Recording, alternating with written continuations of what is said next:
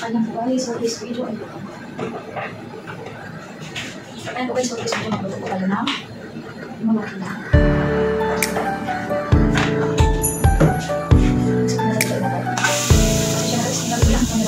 Ayan, magawa ng magluto ka at saka video ka sa mga po guys. Still, tsaga lang dahil ay kita ang po guys. Ako sa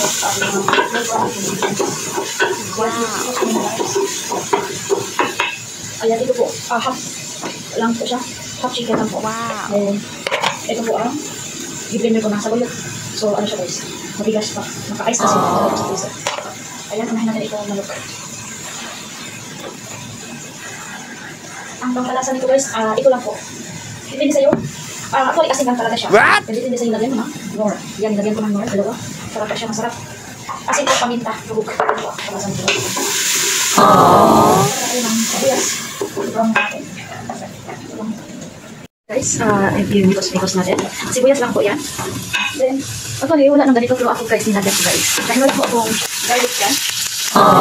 Siyempre mabango. So, naubusan po ng garlic. Dahil alaga ko po ay mahilig sa garlic yung niluto kong kanin niya. Lagyan ng garlic. Ayun. Wow. Ayan, tsaga lang tayo mga gawa ng content natin. Kasi tsahanin na po ako guys. Mataas po yung yung videos ko sa long form video. So, long form video kasi yan eh. So, nasa sa'yo pahabain mo o hindi. Dahil po, ang long form video pag mataas po yan tapos.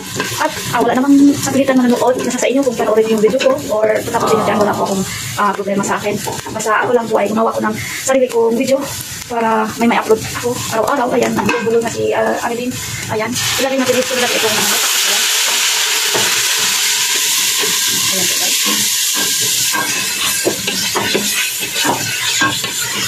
Yan, nagos natin siya.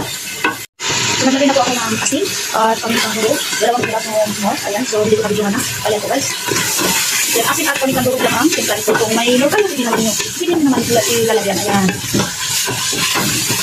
Yan, ligos-ligos na natin. Yan, isunod ko naman itong di-blender ko ng tomato. Nilagay ko ng chili. Tatlong chili na buyo. Hindi ko na mag-i-blender. Ayan, bulo-bulo na talaga ako ha. Ayan guys. Depende sa inyo, balagay o hindi. Kasi ang ako po ito mahilig sa maasin. Aboy. Ang guys. Ayan guys. Wala ako sa sarili ko magsalita. Ayan, pasensyahan nyo na po ako. Nagbulo-bulo na talaga ako. Ayan. So, ligos-ligos natin yan. So, patakpan ko siya ng 5 minutes para maluto ko masyado yung yung saka natin lagyan ng blender na saluyot. At ang paglagay ng tubig niyan guys, dapat i-control lang para hindi po siya para ispiso, sticky pa rin yung saluyot natin. Ayan guys.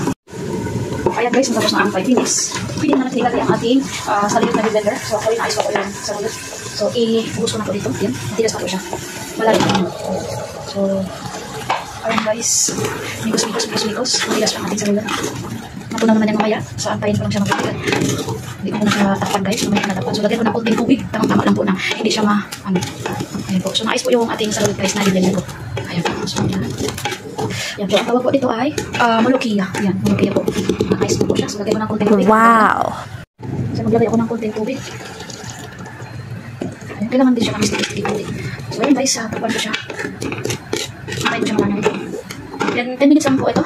10 minutes lang po ito maluto guys. Or 15 minutes para sure na maluto talaga yung manok din. Ayan po guys, luto ng ating molokia. Wala, parang tubig siya guys, no? Ay, okay na siya. Ayan, luto na po ang ating molokia guys. So, ready to serve na. Magkantay lang po tayo na gigising sila. So, ang i-partner natin dito guys sa cubes. Yung binili sa labas at ito, kanin. Nagluto ako ng kanin abyan.